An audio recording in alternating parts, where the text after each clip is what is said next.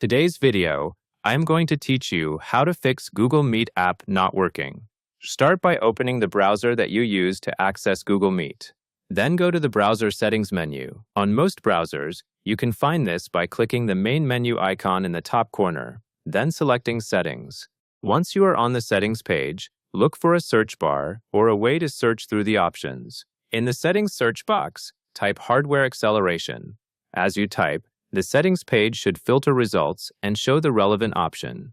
When you find the hardware acceleration section, you will see a toggle related to using graphics acceleration. After you toggle it off, you need to relaunch the browser. When you relaunch, watch for a clear improvement.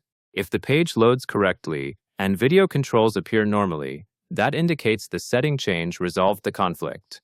At this point, you can keep hardware acceleration off as a temporary workaround.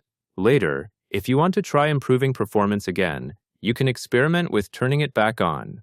That covers everything you need to know.